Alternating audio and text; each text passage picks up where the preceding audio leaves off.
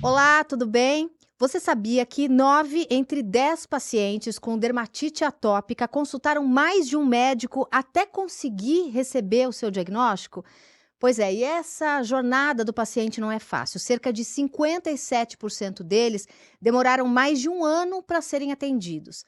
Mas afinal, o que é a dermatite atópica? Por que esse diagnóstico às vezes pode ser assim tão difícil? Quais são os sinais, quais são os sintomas, os tratamentos mais modernos que existem hoje em dia? E é possível levar uma vida normal com a dermatite atópica? Bom, quem vai nos responder todas essas perguntas é a doutora Raquel Orfali, que é médica dermatologista da Sociedade Brasileira de Dermatologia e também médica assistente do Departamento de Dermatologia do Hospital das Clínicas de São Paulo. Esse podcast é uma produção do Estadão Blue Studio com o patrocínio da Sanofi. Doutora Raquel, muito obrigada por estar aqui com a gente hoje, por dar o seu tempo aqui para a gente para fazer esses esclarecimentos. Eu queria começar desde o começo, né? O que é a dermatite atópica? Como que ela afeta a pele? O que as pessoas precisam ficar de olho para desconfiar que pode ser isso? Seja bem-vinda. Obrigada, Rita. É uma satisfação estar aqui com você. Bom, vamos lá. Em termos gerais, a dermatite atópica é uma doença inflamatória e crônica, tá? O que acontece com a pele de quem tem dermatite atópica? É uma mistura de defeito que a pessoa tem na barreira da pele, nas proteínas que compõem essa barreira da pele, com um desequilíbrio do sistema imunológico. E tudo acontece junto e ao mesmo tempo e resulta na inflamação, que é o que a gente encontra na pele. E como é que fica a pele? Então, a pele fica geralmente avermelhada, descamativa, só que o principal sintoma é a coceira, o que a gente chama de prurido e comumente conhecido por coceira, né? A coceira é realmente o que mais afeta as pessoas. E o que é interessante é que essa coceira, ela geralmente acontece à noite. Então, isso interfere muito com a vida das pessoas, tá? Então, além de ficar com a pele vermelha, descamativa, por causa da coceira, às vezes fica totalmente com feridas, tá? A pessoa às vezes coça dormindo, às vezes dorme bem e acorda com feridas na pele, às vezes sangrando. Então, isso é bastante complicado, E por que prejudica à muito. noite? Já se sabe por que esse é o período mais crítico dessa coceira? Sim, tem relação com o nosso ciclo circadiano, tá? E também com a produção de certas substâncias que têm a relação com a inflamação da pele. Então, tem algumas que são produzidas à noite, principalmente. Então, se a pessoa tem um sono interrompido, isso também tem uma interferência muito grande na produção dessas citocinas e piora mais ainda a inflamação da pele. Isso tem relação com genética? Por exemplo, se eu tenho minha mãe, meu pai que tem dermatite atópica, eu tenho mais chances de ter ou não? Com certeza tem relação, tá? Assim, o que a gente sabe, o que eu sempre falo para os pacientes é assim: se um dos pais tem histórico não só de dermatite atópica, pode ser também asma ou bronquite, que é a mesma coisa, e rinite alérgica. Então, uma As três alergia. andam juntas, Aham. tá? Ah. Então, quando um dos pais tem na família histórico de uma dessas três coisas, um filho tem 50% de chance de herdar uma delas, tá? Uhum. Se tem na família do pai e da mãe, essa chance já sobe para 80%. Só que não é uma herança dominante. O que isso significa? Ela pula gerações. Então, vamos supor que um casal tenha 6 filhos. Pode ser que um deles tenha dermatite atópica, um deles tenha rinite, um deles não tenha nada, e um neto pode ter alguma coisa, tá? Então, não é uma herança obrigatória e dominante. Ela é uma herança que existe, mas assim, você pode ter uma só dessas coisas, pode ter a infelicidade de ter as três ao mesmo tempo ou não. Em que regiões da pele, do corpo, a dermatite costuma aparecer? Geralmente em áreas de dobras, tá? Hum. Mas isso também depende da faixa etária. Nós temos 3 fases evolutivas da doença. Então, tem a fase que acontece, que a gente chama do lactente. Começa com bebezinho com meses de idade e vai até os 2 anos de idade. Aí tem aquela fase que é a pré-escolar, que a gente considera ali junto o início da adolescência, que é a partir dos 2, 3 anos de idade até o início da adolescência, e a fase do adolescente e do adulto, que começa a partir dos 12 anos, 16 a gente já engloba junto com o adulto. Então, assim, no bebezinho, geralmente é bochecha, É o principal local, tá? Fica aquela bochechinha bem vermelhinha, bem descamativa. Cresce um pouquinho mais, começa mais para as dobras. Pescoço, a dobrinha do braço, a dobrinha atrás do joelho, tá? E aí, no adulto, às vezes começa a ter lesões que poupam essas áreas e começa a dar nas áreas de extensão do braço. Então, depende da faixa etária, mas lembrando que não tem uma regra. A dermatite atópica não segue regras. Tem isso que a gente sabe que a maioria dos casos acometem, mas às vezes foge desses locais comuns. Por isso que às vezes o diagnóstico é tão difícil. E sempre aparece na infância ou pode aparecer só ali mais tarde na vida adulta? Pode aparecer mais tarde na vida adulta, principalmente para aqueles casos que têm a manifestação respiratória junto. Então, por exemplo, a pessoa pode ter asma grave e não ter a dermatite. Aí, quando chega no início da adolescência, essa asma melhora. E aí vem a dermatite atópica, entendeu? Entendi. E a gente começou aqui conversando, né? Eu falei sobre essa jornada do paciente que muitas vezes não consegue esse diagnóstico rapidamente. Por que isso acontece? É só o dermatologista que consegue bater o olho e dizer que é uma dermatite atópica? Nenhum médico, de repente, que encontrou com esse paciente antes consegue dar esse diagnóstico? Ou os sinais e sintomas são muito confundíveis? Por que essa jornada às vezes é tão longa? Eu acho que tem a ver com, assim, que nem eu te disse, quando os sintomas são característicos, os locais de acometimento são aqueles característicos, é mais fácil. Só que, às vezes, muda os locais, entendeu? Às vezes, muda a apresentação clínica. E, às vezes, confunde com outras doenças. Por exemplo, pode confundir com uma alergia de contato por alguma coisa, tá? A pessoa pode ter uma alergia, sei lá, a perfume, a esmalte, a qualquer... E pode confundir. Uma outra dermatose muito comum que coça de noite, que a gente conversou sobre prurido à noite, é a escabiose, vulgarmente a sarna, tá? E as lesões às vezes se confundem. Então tem muito paciente que chega para nós sendo tratado como escabiose ou sarna e é dermatite atópica, tá? Só que apesar dessa às vezes dificuldade diagnóstica, o diagnóstico é basicamente clínico. Não existe exame laboratorial específico a ser feito, tá? E nem tem indicação de biópsia da pele, tá? Então o médico tem que olhar e Tem os critérios diagnósticos, tá? Então esses critérios existem desde a década de 80 e são usados no mundo inteiro, mas eles são clínicos, tá? Então a principal característica que é obrigatória é a coceira, tá? Segunda característica é essa herança familiar. Se tem casos na família, seja de asma ou bronquite, rinite e dermatite, tá? E em terceiro lugar, a história pessoal da pessoa. Se ela tem também a asma, rinite junto, essas são as características principais. E a localização própria do adulto e da criança, como a gente já conversou. Então, essas são as características principais, tem que ter essas três, tá? Aí tem várias outras menores. Dentre os exames de sangue, um deles, que é a dosagem de uma substância que chama IgE, que é uma proteína, está dentre os critérios menores. Então, não adianta achar que todo mundo tem que chegar e fazer a dosagem disso. Não, isso não vai mudar nada a história da dermatite, tá? Mas são critérios clínicos, em geral.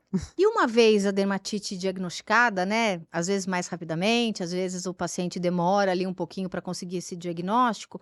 Como é que é feito esse tratamento? O tratamento é assim. Eu falo que a base, 80% para o paciente ficar bem, depende dele mesmo. Ele depende da adesão a esse tratamento. Porque o que é o defeito básico? É a pele que é seca.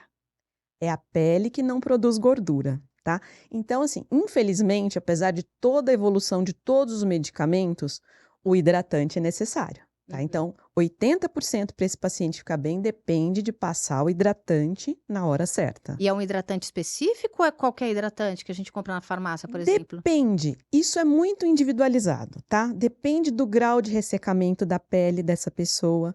Em geral, a gente dá preferência para hidratante sem perfume, porque a gente já sabe que a pessoa tem uma pele sensível, tá?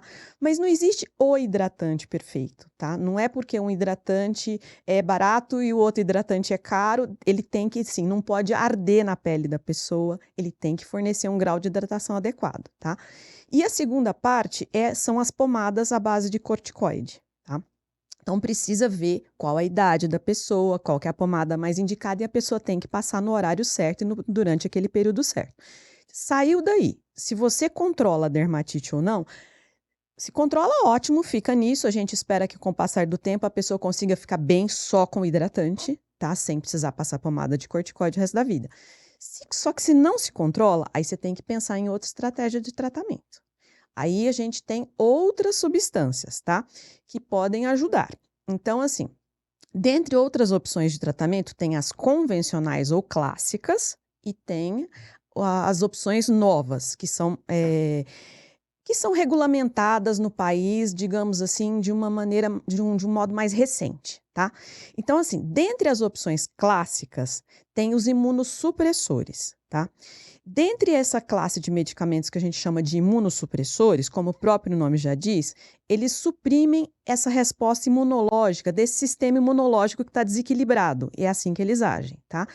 A substância mais antiga, mais usada, se chama ciclosporina, tá? Ela tem, como todo remédio, seus prós e seus contras.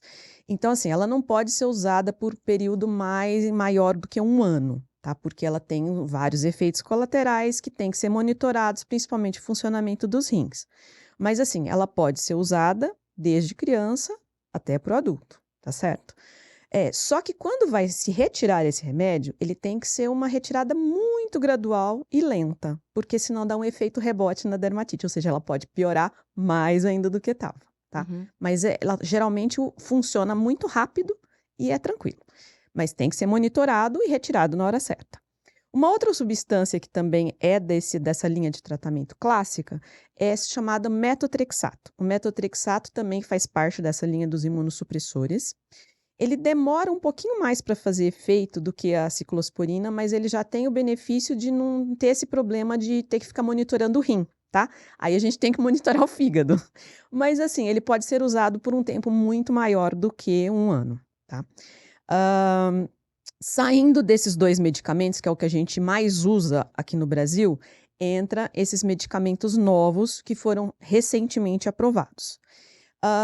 Que se chamam imunobiológicos, tá? Então, nós temos duas classes desses medicamentos novos. Tem os imunobiológicos e tem os que são de moléculas menores, que a gente chama de inibidores da Janus-quinase. Então, nós temos essas duas classes de medicamentos, tá? Dentre essas duas classes de medicamentos, o que difere entre eles é a via de aplicação. Os imunobiológicos geralmente são injetáveis, tá? E esses inibidores da Janus-quinase são via oral.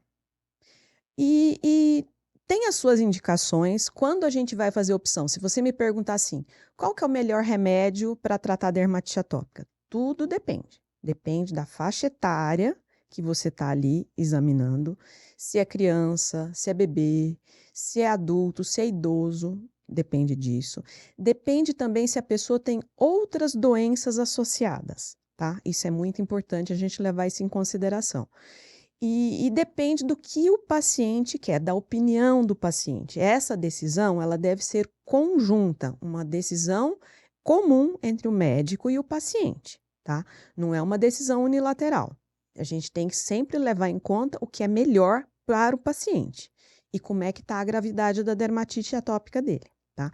Geralmente, esses remédios a gente só usa para aqueles casos que a gente considera de moderados a graves. Como é que a gente avalia isso? Existem várias formas da gente analisar isso. Geralmente existem escalas com pontuação mesmo, que são usadas no mundo inteiro. E é assim que a gente determina se um paciente é moderado a grave, tá? E aí a gente faz a escolha do medicamento adequado. Então, quer dizer, existem pacientes que têm essa dermatite atópica de uma forma mais leve, que Isso. conseguem fazer tratamentos Só tópicos. tópicos, Só com passar. hidratante. Isso. E esses mais graves têm a qualidade de vida muito comprometida e por isso é necessário fazer esses tratamentos, muitas vezes até com imunobiológicos, que é essa tecnologia mais moderna? É assim, eles têm uma qualidade de vida muito prejudicada, tá? Isso interfere até com a saúde mental, tá? Tem muitos pacientes que têm distúrbios de ansiedade, de depressão, têm dificuldade em arrumar emprego ou de permanecer no emprego. Quando é criança e adolescente, tem problema do bullying na escola, porque são lesões que são em áreas visíveis e todo mundo tem aquela coisa, todo mundo tem uma opinião para dar, tem um dedo para apontar, né? Então é muito difícil para a família É muito difícil para o paciente, não importa se o paciente é criança ou se o paciente é adulto, a família toda está envolvida. Então, a qualidade de vida é uma coisa que a gente preza. Quando o paciente tem lesões poucas, localizadas e responde à terapêutica tópica, ótimo, é o ideal, né? Mas assim, a partir do momento que você vê que a pessoa está com a saúde mental prejudicada, tá com vários problemas sociais, não quer mais sair de casa, não quer mais fazer nada, e a terapêutica tópica não está funcionando, é hora da gente tentar mudar alguma coisa, porque nós temos que ajudar essa pessoa, é um paciente que está ali na nossa frente, é nossa obrigação. E aí a gente propõe, a gente vê o que se adequa melhor para aquele paciente e para a situação de vida dele. Além desse tratamento, né, que, como a senhora disse muito bem, cada caso é um caso, cada paciente sofre ali uma extensão dessas lesões e tem a sua qualidade de vida impactada de uma forma ou de outra. Existem coisas que eles podem fazer fora do tratamento que podem ajudar a ter uma melhor qualidade de vida com a dermatite atópica? A senhora já falou da hidratação, né? É base, é muito importante que a pele desse paciente esteja sempre hidratada. Mas tem uma roupa específica que ele pode usar ou não pode, uma alimentação que pode piorar ou não pode? Como é que são essas outras coisas da vida do paciente? Sabe, eu esqueci de falar uma orientação básica também, é o banho.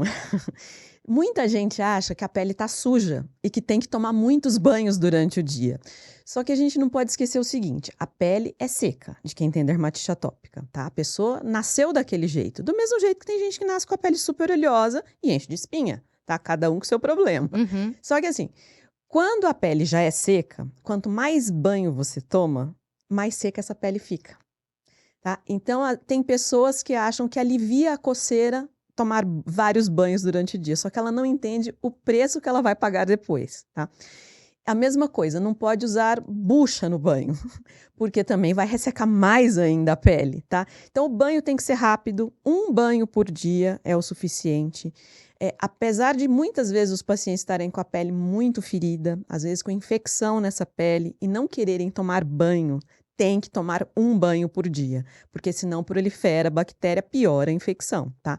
Então, esse banho tem que ser um por dia, tem que ser rápido, entre 8 e 10 minutos no máximo. Não precisa nem esfregar sabonete no corpo inteiro. Eu falo, passa sabonete nas dobras, pescoço, axila, genital, pé, acabou o banho, tá? Essa é uma orientação muito importante. Saiu do banho, é a hora ideal para passar o hidratante e o creme à base de corticoide, porque a pele absorve melhor. Quando ela está úmida, ela absorve melhor o hidratante. Então, esses são cuidados básicos que fazem parte do dia a dia. Com relação à roupa, o que a gente sempre orienta, assim, tecidos sintéticos aumentam, assim, esquentam mais a pele, tá? Então, tecido de algodão é melhor, tá? Para uma pele que é sensibilizada e que está com coceira. Então, tecidos de algodão são melhores do que tecidos sintéticos. Com relação à alimentação, é uma dúvida que todo mundo tem, eu acho que principalmente mães de crianças pequenas.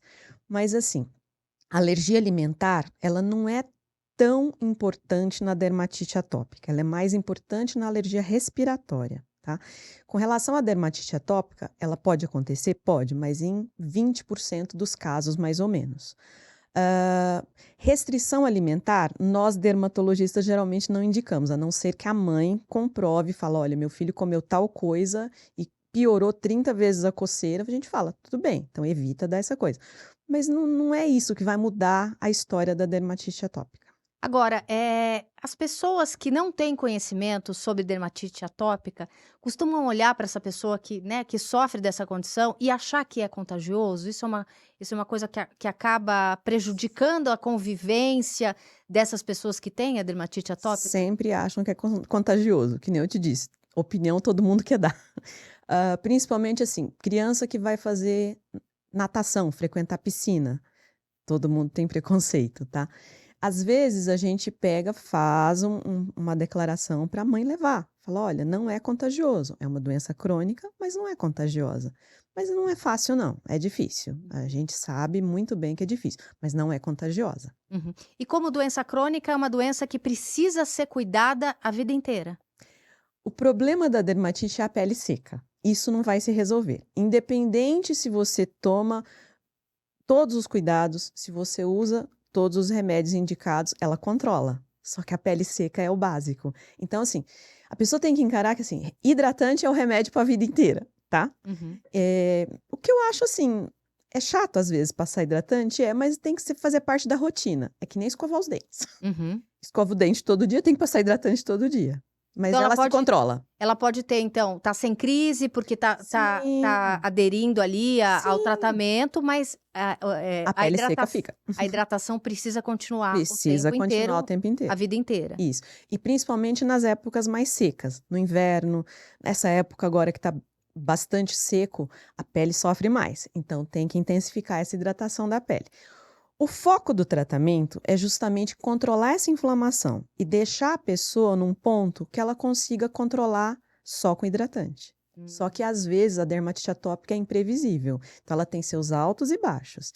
Então tem fases, ela é influenciada inclusive pelo estresse, você sabia disso? Então às vezes adolescente, criança está na fase de estresse na escola, época de prova, de vestibular, às vezes piora. Tá? Uhum. Então a pessoa tem que entender que ela tem seus altos e baixos, mas que fazendo as coisas direitinho, o foco é a gente conseguir o controle. Lógico que tem aqueles casos mais graves que precisa de uma medicação mais específica, mais especial, mas o foco nosso sempre é trazer esse paciente para um ponto de equilíbrio. Agora, doutora, as pessoas que estão se identificando ali com esses sinais, com esses sintomas, que muitas vezes não conseguiram ainda um diagnóstico, né? Vem isso acontecer ali nas dobras, ou estão olhando para o bebê e estão, né, identificando ali alguns sinais que acreditam que pode ser da dermatite atópica.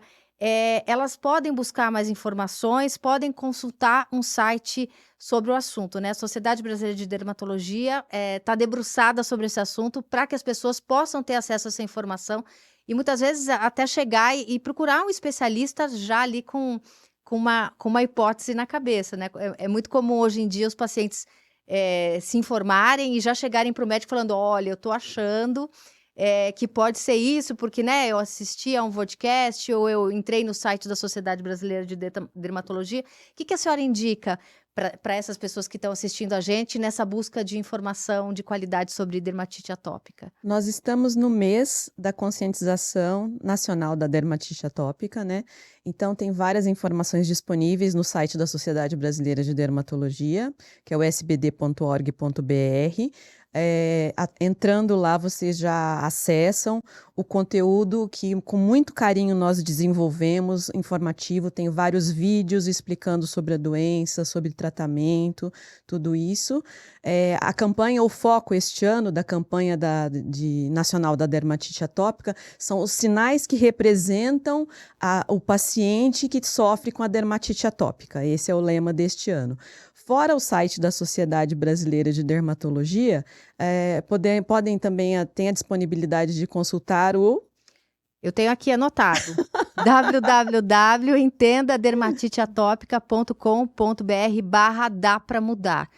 O objetivo é exatamente esse, né, doutora? Que as pessoas vão atrás de informação para entender um pouquinho mais sobre essa doença. E informação nos canais corretos, nos canais adequados, com aquela informação que realmente possa vir ajudar os pacientes, os familiares, é essa a nossa intenção. Bom, queria muito te agradecer aqui comigo, a doutora Raquel Orfale, da Sociedade Brasileira de Dermatologia. Muito obrigada pela conversa, pelos seus esclarecimentos. Espero recebê-la mais vezes para a gente conversar. Um prazer. Bom, esse podcast sobre dermatite atópica foi uma realização do Estadão Blue Studio com o patrocínio da Sanofi. Muito obrigada por estar aqui com a gente, pela sua audiência. Até a próxima.